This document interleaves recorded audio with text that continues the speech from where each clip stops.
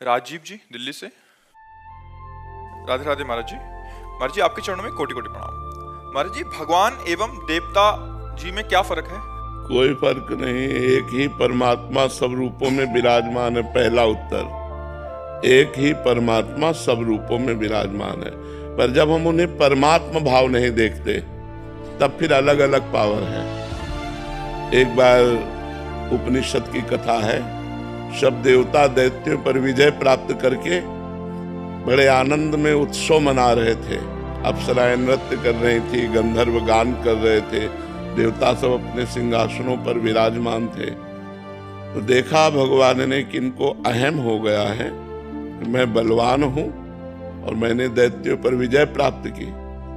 तो सभा के सामने भगवान एक यक्ष रूप में प्रकट हुए। तो देवराज इंद्र ने देखा, बोले कोई भी देवता इनका परिचय लाकर हमें बताओ, ये कौन प्रकट हुआ है। तो सबसे पहले वायुदेव प्रकट हुए। बहुत बलवान देवता है, विश्व में वायुदेव से बढ़कर कोई बलवान नहीं। जैसे वायुपुत्र हनुमान, पवन पुत्र हनुमान है ना, तो सबसे बड़े बलवान वायु देवता। जैसे उनके पुत्र भीम, तो बल की अगाध महिमा वायु देवता की है। और हम सब वायु देवता से ही जीवित है, सबके प्राण वायु से ही तो संचलित है। सब जितना चराचर जगत है वो वायु से ही है। ऑक्सीजन खत्म हो जाए, सब नष्ट हो जाए, वायु से ही तो है। तो वायु देवता खड़े हुए और कहा मैं इनका परिचय लाता हूं। तो वायु देवता गए और कहा यक्ष तुम कौन हो?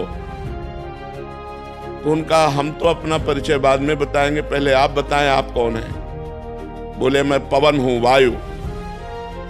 ठीक है, क्या है आप में क्षमता? तो उनका क्षमता ऐसी कि मैं पूरे त्रिभुवन को तिनके के समान उड़ा सकता हूं। तो एक तिनका प्रकट किया और कहा उड़ा के दिखाओ।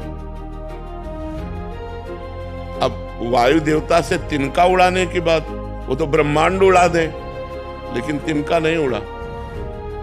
कहा पूरी ताकत लगाओ।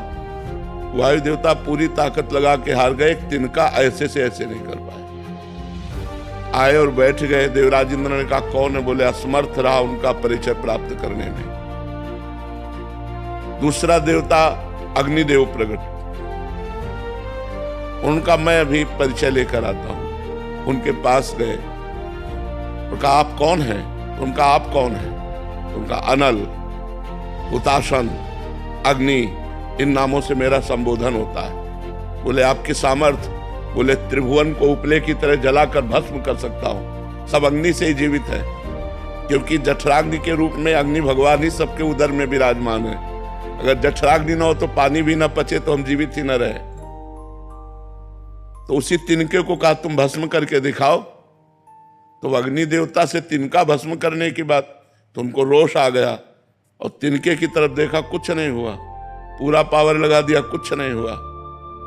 अग्नि देवता वापस जाकर बैठ गए और कहा मैं असमर्थ रहा इनकी सामर्थ्य और इनकी महिमा और इनका परिचय प्राप्त करने में। तब स्वयं देवराज इंद्र उठे। ये उपनिषद में कथा है। देवराज इंद्र उठे और उठ करके जे ही गए सो यक्ष अंतर ध्यान हो गए। यक्ष की जगह पर दुर्गा देवी प्रकट हुई और उनका देवराज इंद्र तू इतना घमंडी है कि तू भगवान से बात करने का भी अधिकारी नहीं है। इसलिए भगवान अंतर ध्यान हो गए।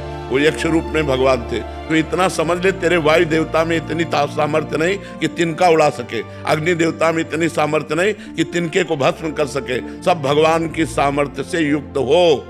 घमंड मत करो, भगवान ही तुम्हारे अंदर अपनी सामर्थ्य प्रकट करते हैं, तब तुम अपना कार्य कर सकते हो।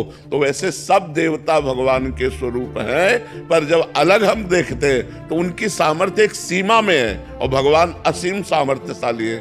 देवता मोक्ष नहीं प्रदान कर सकते, देवता एक सीमित फल प्रदान करेंगे। जितनी आप आराधना करोगे उतना ही फल आपको प्राप्त होगा। देवता एक दुकानदार जैसा, जैसे आपकी दुकान में जो सामान है हम पैसा दे तो उतना ही दोगे, इसके अलावा नहीं दोगे। तो जितनी आप तपस्या करेंगे, जिस देवता के लिए जितना पूजन करेंगे, जितना आप आराधन करेंगे, उतना ही वो फल दे पाएगा, इसके आगे उसके सामर्थ्य नहीं। और जब हम भगवान मान के करते हैं तो फिर भगवान उसकी इच्छा की पूर्ति करते हैं। समझ पाए आप?